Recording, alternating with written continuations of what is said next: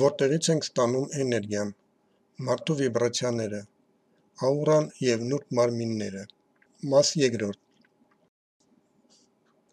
Նախքան թեմային անցնելը նշեմ, որ եթե իմ հոլովակները համարում եք օգտակար և ուսուցողական, ցանկանում եք, որ ուրիշներն էլ դիտեն, դրեք լայք, քանի որ YouTube-ի հաշվիչները գովազդում են այն տեսահոլովակները, որոնք ավելի շատ լայք են հավաքում։ Դրանով դուք կօգնեք ուրիշներին գիտելիք ձեռք բերելու հարցում։ 4 մարմինները, որոնք մենք նախկինում դիտարկել ենք, կապված են մեր ֆիզիկական մարմնի հետ ներկա մարմնավորումում և կլուծվեն ֆիզիկական մարմնի հետ միասին։ Բայց հետևյալ նուրբ մարմինները ձեզ հետ կգնան հոգիների աշխարհ և ձեզ հետ ժամանակ առ ժամանակ կմարմնավորվեն, տեղեկություններ պահելով ոչ միայն ձեր ներկա կյանքի մասին, այլև բոլոր կյանքերի մասին, ձեր մարմնավորումից առաջ և հետո։ Մարդու մատրոշկայի 5-րդ շերտը մարդու կազուալ մարմինն է։ Կազուալ այլ կերպ կոչվում է մարդու կարմայական մարմին։ Մարդու բոլոր գործողությունները, հույզերն ու մտքերը պահվում են հենց նրա էներգետիկ դաշտում։ Այս գործողություններից յուրաքանչյուրն ունի իր շերտը։ Զգացմունքների և հույզերի համար կա աստրալ մարմինը, մտքի և տեղեկատվության պահպանման համար կա մենտալ կամ մտավոր մարմինը, բայց գործողություններ կատարելու և այդ գործողությունները տիեզերքի հիշողության մեջ պահելու համար կա կարմայական մարմին։ Մարդու յուրաքանչյուր գործողություն, նույնիսկ գործողությունների բացակայությունը, ունի իր պատճառն ու նպատակը։ Ավելին, յուրաքանչյուր գործողությանը հաջորդում է հետևանք, որը հետևյալ գործողությունների պատճառն է։ Պարզ քայլելուց մինչև տիեզերանավ կառուցելը, այն ունի պատճառ, իմաստ և նպատակ։ Ինչու են մարդիկ ունենում ցանկություն գործել այսպես, այլ ոչ այլ կերպ։ Ինչու ոմանք ծնվում են հարուստ ընտանիքներում, իսկ մյուսները աղքատ։ Այս և այլ հարցերի պատասխանները պահպանում է մարդու կազուալ կամ կարմայական մարմինը։ Այն որպես իրական տեղեկատվական դաշտ պահպանում է տվյալ հոգու բոլոր գործողությունների հիշողությունը, նրա բոլոր մարմնավորումներում։ Ահա թե ինչու է այս մարմինը կոչվում կարմայական մարմին։ Ինչ է կարման, որի մասին շատ են խոսում, բայց քչերն են հասկանում։ Կարման հոգու կատարած բոլոր գործերի ամբողջությունն է և դրա դիմաց ստացած արդյունքը։ Կարելի է ասել վճարում աշխատանքի դիմաց։ Կարման պատճառի և հետևանքի տիեզերական համընդհանուր օրենքն է։ Բացառապես արդար, ըստ որի բոլոր կենդանի էակները ստանում են այն, ինչին արժանի են, և ըստ որի պահպանվում է էներգիայի հավասարակշռությունը տիեզերքում։ Հենց մարդու կարմայական մարմինն է, որը կարող է պատմել այն մասին, թե ով է եղել մարդը նախորդ կյանքում և դրանից առաջ։ Մարդու կարմայական մարմինը հիշում է հոգու բոլոր լավ և վատ արարքները։ Կարմայական մարմինը կարող է ասել, թե ինչու է այս մարդը ծնվել հենց այսպիսի պայմաններում և նույնիսկ գիտի, թե ինչ է սպասվում առջևում։ Մարդու կարմայական կամ կազուալ մարմինը ամենևին էլ կախարդական գնդակ չէ կանխատեսումների համար, պարզապես այն կարող է հաշվել, թե ինչի է մարդը արժանի իր գործերի և տառապանքների համար։ Ի տարբերություն աստրալ մարմնի, մարդու կարմայական մարմինը չունի հստակ սահմաններ, և աշխարհում չկա էլեկտրական սարքեր, որոնք կարող են չափել դրա ձևերն ու չափերը։ Անհայտ է նաև կարմայական մարմնի գույնը։ Այնուամենայնիվ, հենց կարմայական մարմնին է հոգին վերցնում իր հետ մահից հետո և այն տանում դարերի միջով, իր ողջ գոյության ընթացքում իր բոլոր մարմնավորումների միջով։ Մարդը կարող է աշխատել իր ֆիզիկական, եթերային, աստրալ և մտավոր մարմինների հետ, կատարելով որոշակի պրակտիկա, բայց ինչ վերաբերում է կարմայական մարմնին, այստեղ ամեն ինչ այլ է։ Այն ամենը, ինչ մարդը կարող է անել իր կարմայական մարմինը բարելավելու համար, այն է, որ սկսի հետևել իր անձնական կարմային։ Անձնական կարման յուրաքանչյուր անհատի անձնական պարտականությունն է, որը նախատեսված է միայն նրա համար և պատշաճ կատարման համաշխարհային հավասարակշռության պահպանման համար։ Ենթադրվում է, որ նա, ով պահպանում է այդ հավասարակշռությունը, այրում է իր բացասական կարման և կուտակում է դրականը, և դրական կարման հնարավորություն է տալիս հաջորդ կյանքում ծնվել ավելի բարենպաստ պայմաններում, ավելի բարձր զարգացած մոլորակներում, ունենալով տարբեր առաքելություններ։ Նա, ով չի պահպանում իր անձնական կարման, հաջորդ կյանքում կծնվի ավելի վատ, ցածր պայմաններում, ծանր հիվանդություններով և շեղումներով, և իր դասերը կանցնի ավելի ցածր պայմաններում։ Ենթադրվում է, որ տոհմի կարման պահպանվում է մարդու կարմայական կամ կազուալ մարմնում։ Շատ կրոնական հոսանքներում մեկ անգամ չէ, որ նշվել է, որ մեկ մարդու կարման փոխանցվում է սերնդեսերունդ։ Օրինակ, թոռներն ու ծոռները կարող են պատասխանատու լինել ծանր հանցագործություն կատարելու համար, և նման անեծքների մասին իմանալու համար հարկավոր է սովորել տեսնել մարդու կարմայական մարմինը, միանալ նրանց, կարդալ նրա միջի տեղեկատվությունը և իմանալ, թե ինչպես շտկել որոշակի մեղքերը։ Մարդու կարմայական մարմինը մարդու մեջ շատ կարևոր մարմին է, և ինչպես հասկացաք, դա կարող է ազդել ոչ միայն ձեր կյանքի վրա այս մարմնավորման մեջ, այլև այն բանի վրա, թե ինչպես և ով եք լինելու ապագա մարմնավորումներում։ Եթե գիտակցեք ձեր անձնական կարման, ճիշտ ապրեք, ձեր կարմայական մարմինը կսկսի մաքրվել անցյալի բացասական գործողություններից, և նոր գիտելիքներ կբացահայտվեն ձեր համար։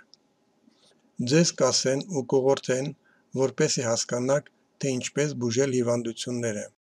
և եթե դուք բարելավեք ձեր կարման բարձրացնելով ձեր վիբրացիաները, կկարողանաք ազատվել դրանցից, ապա շատ հնարավոր է, որ ստանաք այլ մարդկանց բուժելու ունակություններ։ Հուսով եմ, որ հասկացաք, թե ինչ է կարման և որքան կարևոր է դա մեզանից յուրաքանչյուրի համար։ Իսկ հիմա անցնենք մարդու նուրբ մարմիններից 6-րդին, որը հոգին է։ Այն կոչվում է նաև բուդխիիկ մարմին կամ մարդու ինտուիտիվ մարմին։ Նախորդ մարմինները, օրինակ մտավորը կամ կարմայականը, պատասխանատու են ձեր կյանքի իրական իրադարձությունների, մտքերի, գործողությունների համար։ Նրանք տեղեկատվություններ են պահում հոգու գործունեության մասին, և նրանցից ոմանք ձեզ հետ ուղարկվում են հետագա ճանապարհորդությունների, մարմնի մահից հետո։ Մարդու բուդխիիկ մարմնի մակարդակում տեղի են ունենում ինտուիտիվ բռնկումներ, կանխազգացումներ, որը մենք երբեմն անվանում ենք 6-րդ զգայարան։ Գիտությունը սովոր է ենթագիտակցական ծագում տալ ինտուիցիայի ֆենոմենին, այն համեմատելով ուղեղի գործունեության արդյունք։ Մարդիկ, ովքեր որոշ շփում են ունեցել հոգևոր ուսմունքների հետ, սովոր են այլ կերպ բացատրել ինտուիցիայի առաջացումը։ Նրանք հավատում են, որ այն սկիզբ է առնում մարդու բուդխիիկ կամ ինտուիտիվ մարմնից։ Բուդխիիկ անունը ինքնին գալիս է սանսկրիտական տերմինից «բուդդհի», ինչը նշանակում է ներքին միտք, օրգան, որը թույլ է տալիս կապվել Արարչի հետ և ընկալել կենդանի էակի գաղափարներն ու մտքերը։ Ի տարբերություն այլ նուրբ մարմինների, մարդու բուդխիիկ մարմինը թույլ է տալիս նրան ամբողջությամբ դուրս գալ իր ֆիզիկական թաղանթներից և մտնել տիեզերքի տեղեկատվական դաշտ կամ ինչպես նաև կոչվում է ակաշիի տարեգրություն։ Մարդու բուդխիիկ կամ ինտուիտիվ մարմինը համարվում է այն ինտուիտիվ շերտը, որտեղ ծնվում են հանճարեղ գաղափարներ, մտքեր, լուծվում են գլոբալ խնդիրներ և գալիս է խորաթափանցություն։ Պատճառատեսները աշխատում են հենց այս ինտուիտիվ մարմնի միջոցով, և որքան լավ է մարդու բուծխիկ մարմինը պատրաստ տեղեկատվություն ստանալուն, այնքան ավելի լավ է մարդը կողմնորոշվում կյանքում, այնքան ավելի շատ գաղափարներ և նպատակներ ունի, այնքան ավելի լավն են նրա հետաքրքրությունները և ավելի լավ հասկանում և տեսնում են ճշմարտությունը։ Մարդիկ, ում բուծխիկ մարմինը ակտիվ է, ուղղակիորեն կապված է և տեղեկություններ է ստանում Ակաշի տարեգրությունից։ Երաժշտություն, նկարներ, բանաստեղծություններ կամ փայլուն գյուտեր։ Անճարեղ մարդիկ, ստեղծագործողները, տրամադրվում էին և ստանում էին այս ամենը տիեզերքի տեղեկատվական դաշտից, այդ մոտեցումը անվանելով ոգեշնչում, պատճառատեսություն և այլն,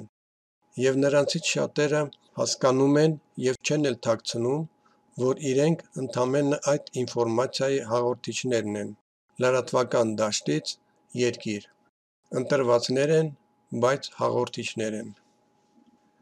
Ենթադրվում է, որ եթե ցանկանում եք իմանալ ձեր իրական առաքելությունը, պետք է հրաժարվեք բոլոր պայմանականություններից և դիմեք ձեր բուծխիկ մարմնին։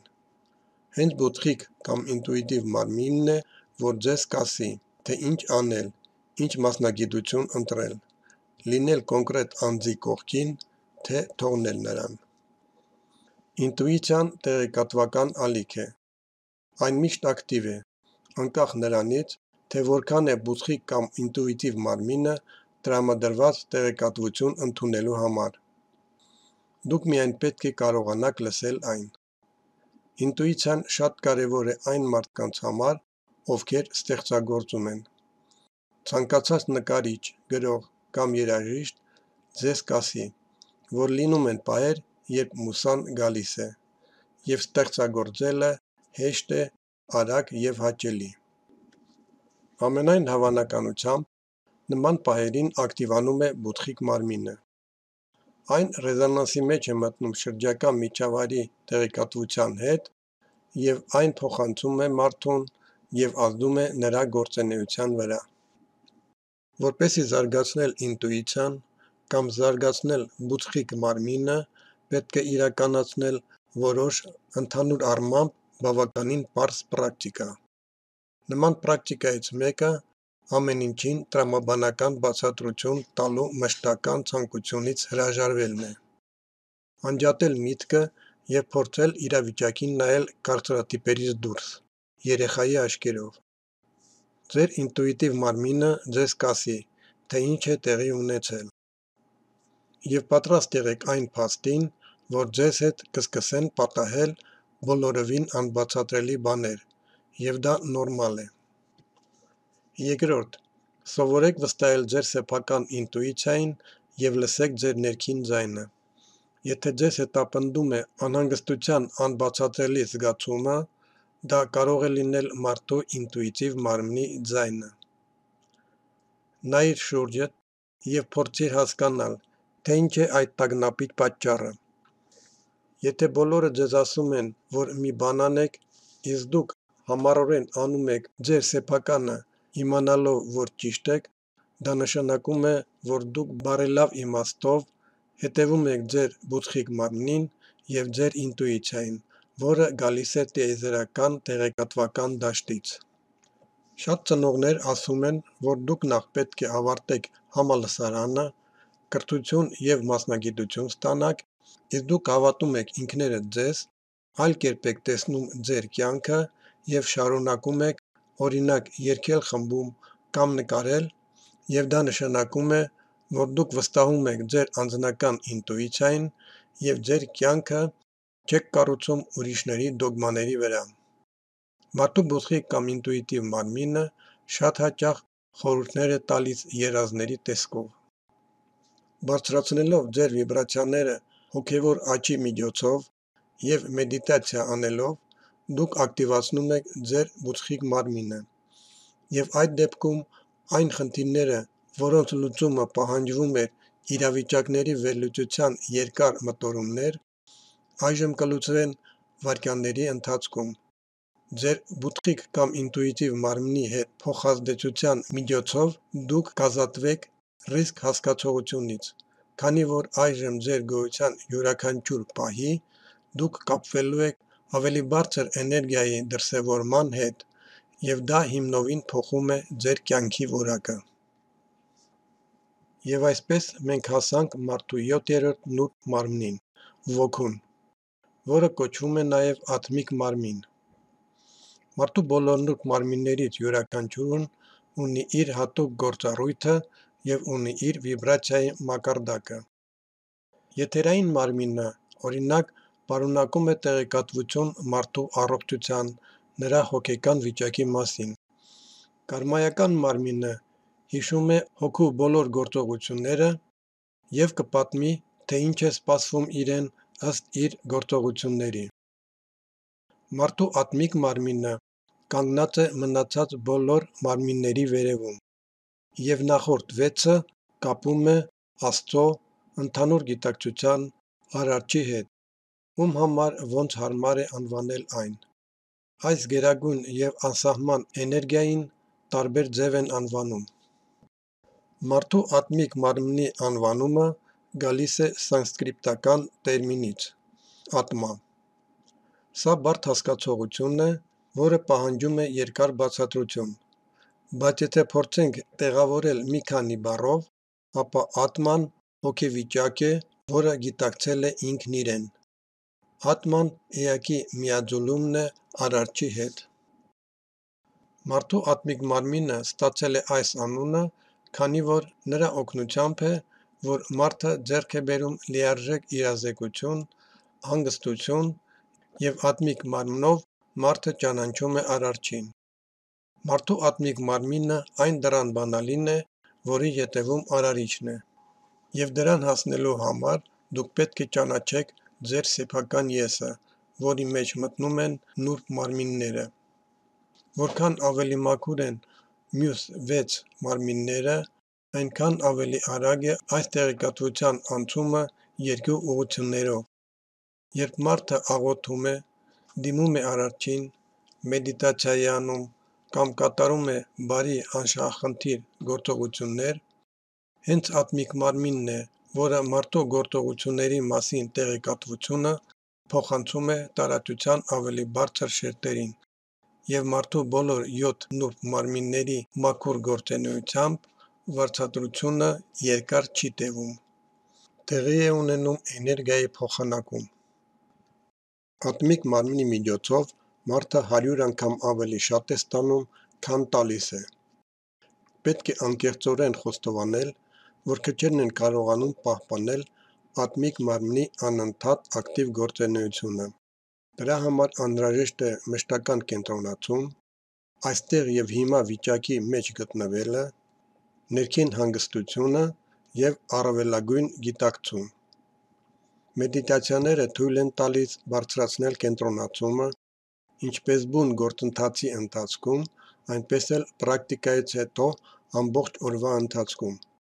Մարդու ատմիկ մարմինը հարմարվում է էներգիայի ընդունմանը, և նման պահերին շատերը նշում են ուժի անբացատրելի ալիք, զարմանալի ուրախություն և ոգեշնչում։ Երբ ատմիկ մարմինը հնարավորինս ակտիվ է, մարդը կարող է զգալ սմայլանք, տեսարաններ, նա կարող է տեսնել մարգարեություն։ Մարդկանց մեծամասնության մոտ ատմիկ մարմինը գտնվում է քնի վիճակում։ Բլոկները առկա են ֆիզիկական մակարդակում, եթերային մարմնում, աստրալ մակարդակում, ինչը թույլ չի տալիս ատմիկ մարմնին ճիշտ գործել։ Մարդը ունի 7 չակրա և 3 հոսքային ուղիներ, որոնց միջոցով էներգիան հոսում է։ Եվ եթե ինչ-որ տեղ առկա է բլոկներ, վախերի, տհաճ հիշողությունների, կապվածությունների, էգոյի ազդեցություն և այլն, էներգիան սխալ է շրջանառվում, ինչը ֆիզիկական մարմնի վրա բերում է հիվանդություններ։ Մարդը սկսում է ֆիքսվել իր կենցաղի կարիքների լուծման մակարդակի վրա և պարզապես չի կարող խոսք լինել ատմիկ մարմնի զարգացման մասին։ Հետևաբար, որպեսզի սեփական ատմիկ մարմնին մուտք ունենալ, և նրա հետ աշխատել սովորել, անհրաժեշտ է սկսել աշխատել նուրբ մարմիններից յուրաքանչյուրի հետ և սկսել անմիջապես առաջին մարմնից՝ ֆիզիկականից։ Այստեղ խորհուրդները չափազանց պարզ են. աշխատել սեփական թույլ կողմերի և վատ սովորությունների վրա, կարգավորել քնի ռեժիմը, աշխատանքը, հանգիստը, ճիշտ հաղորդակցությունը, ֆիզիկական դաստիարակությունը, սնունդը և կենսապայմանները, և շատ կարևոր դեր է խաղում կրթությունն ու ինքնակրթությունը։ Ֆիզիկական մարմինը կարգի բերելուց հետո կարող եք անցնել հաջորդ փուլ և աշխատել ձեր սեփական հույզերի հետ։ Իհարկե, դուք պետք է հասկանաք, որ ատմիկ մարմնի ակտիվացումը և դրա հետ աշխատանքը կարող են երկար ժամանակ տևել, իսկ ամբողջական ակտիվացում մեկ ամիս կամ նույնիսկ տարիներում կստացվի եզակի մարդկանց մոտ, օրինակ մոգերի, իմաստունների, շամանների մոտ։ Իմաստության ձեռքբերումը կարող է տևել տասնյակ տարիների համառ ջանքերից հետո։ Բայց հիմա ժամանակն ասես սեղմվում է, և նույն արդյունքին ցանկության դեպքում կարելի է հասնել ավելի կարճ ժամկետներում։ Եվ վերջապես երկու բարձրագույն շերտերը՝ բութխիկը և ատմիկը, հասանելի կլինեն նրանց, ովքեր սովորել են նախորդ դասերը և անցել դրանք արժանապատվորեն։ Ահա մարդու բութխիկ մարմինը պատասխանատու է ինտուիցիայի, ստեղծագործականության, հայտնագործությունների և գաղափարների առաջացման համար, և այս մակարդակում մարդը ոգեշնչվում է կյանքի և աշխատանքի համար, և հետո նա կհասկանա, որ այս ամենը, ինչ շրջապատում է իրեն, արարիչն է, և նա ստեղծում է և արարում է իր համար, և հենց այդ ժամանակ բացվում է մարդու ատմիկ մարմինը։ Արարիչը տեսնում է, որ մարդը գիտակցել և հասկացել է իր գաղտնիքները և սկսում է նրան օժտել կյանքի ուրախություններով։ Այստեղ և հիմա։ Դա է հիմք հանդիսանում ատմիկ մարմնի ճիշտ աշխատելու համար։ Հիմնական բանը այն է, որ գիտակցաբար ապրելու համար հարկավոր է մարդուն ոչ թե ձուկ տալ, այլ ձկնորսական կարթ և սովորեցնել ու ցույց տալ, որ ինքը կարող է ձուկ որսալ։ Ատմիկ մարմինը կարելի է անվանել օրգան, որի օգնությամբ մարդը կապվում է Արարչի հետ, Բարձրյալի հետ։ Ատմիկ մարմնի կառուցվածքը նման է փափուկ, լուսավոր, ոսկե լույսով թաղանթի, որը նման է ձվի և կապում է տիեզերքի հետ։ Եթե այս մարմինը խիտ է, եթե դրանում վնասվածք չկա, ապա մարդը բառացիորեն մնում է այստեղ և հիմա վիճակում, մեկ այլ հարթությունում։ Ատմիկ մարմնի հետ համատեղ մարդը ձեռք է բերում երազելու, բուժելու ունակություն։ Նա գրավում է այլ մարդկանց, ովքեր զգում են ջերմ, հաճելի, առողջ էներգիան։ Ավելորդ մարդիկ կհեռանան, և նրանց փոխարեն կգան հաճելի, հարմարավետ մարդիկ։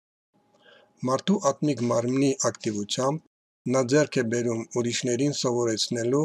և նրանց կարևոր տեղեկատվություններ փոխանցելու ունակություն։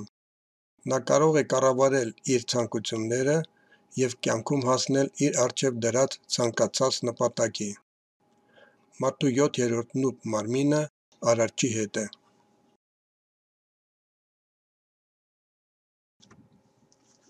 Ընդհանրապես կա մարմին և թաղանթ։ Մարմինը բանական էակ է, այն մեր մի մասն է, որը արդեն ձևավորվել է որպես ինչ-որ մտածող էակ։ Այսինքն նա լրացնում է մեզ, և մենք նման ենք մատրյոշկայի։ Մեր աուրան իսկապես նման է մատրյոշկայի։ Իսկ թաղանթը պարզապես հարակից էներգիաների կոնգլոմերատ է, պարզապես վիբրացիաների հավաքածու, որոնք դեռ չեն ձևավորվել որպես մարմին և չունեն գիտակցություն։ Շատերը գիտեն և ուսումնասիրում են մարդու 7 մարմինները, բայց կա ևս 2 մարմին։ Այսպիսով 8-րդ մարմին թաղանթը, որը կոչվում է խղճի մարմին, պատասխանատու է տիեզերքի հետ կապի համար, աստվածության համար։ Ինչպես է այն դրսևորվում մարդու մեջ։ Այն դրսևորվում է համեստությամբ, խղճով, հեզությամբ։ Քիչ մարդիկ ունեն 8-րդ և 9-րդ մարմինները, բայց ցանկության դեպքում դրանք կարելի է զարգացնել։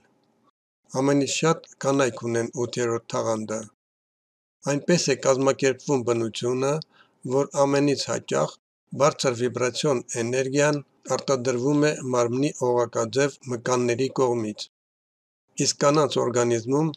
նման մկանները ավելի շատ են։ Բոլոր օղակաձև մկանները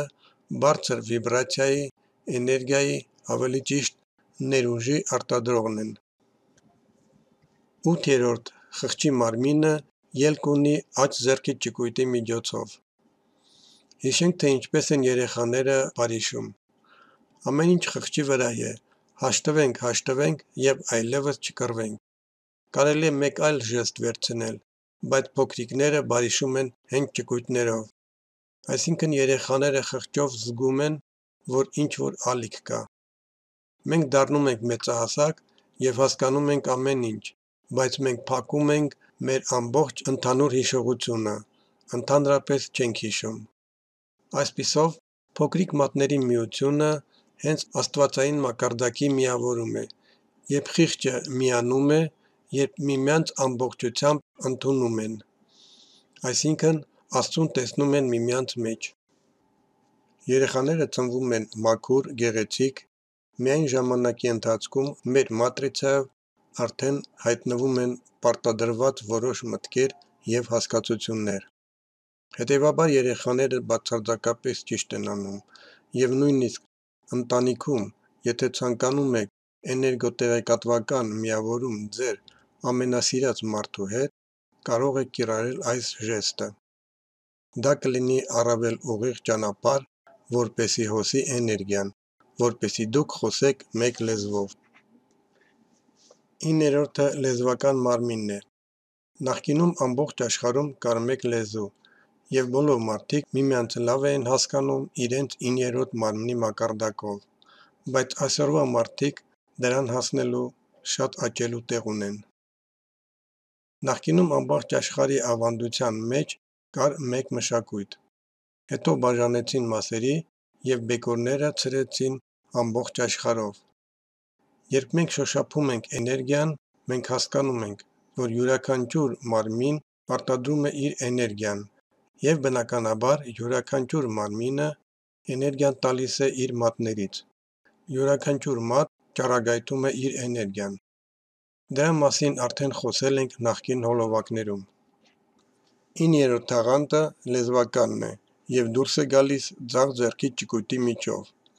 Ինչով է այս թեման հետաքրքիր։ Սրա մասին գրեթե ոչ մի տեղեկություն չկա։ Ցենզառ, դավանագարի, սրանք հին լեզուներ են, բնության լեզուն է։ Այս լեզվի միջոցով դուք կհասկանաք, թե ինչ է խոսում բնությունը, ծառերը, ծաղիկները, թռչունները, տարբեր կենդանիները, միջատները։ Դա տատանումների մակարդակում է, այսինքն դուք կհասկանաք այն ամենը, ինչ զգում է մեկ այլ արարած, անկախ նրանից դա մարդ է, թե կենդանի է։ Այսինքն այդ լեզուն թույլ է տալիս ներթափանցել նուրբ, նյութական մակարդակի վրա։ Զգացողություն, տեսակետ, մեկ այլ էակի զգացում։ Այսինքն այս լեզուն վերացական է։ Դավանագարին լեզվական ձև է։ Այն բաժանվեց կտորների և ցրվեց աշխարհով մեկ։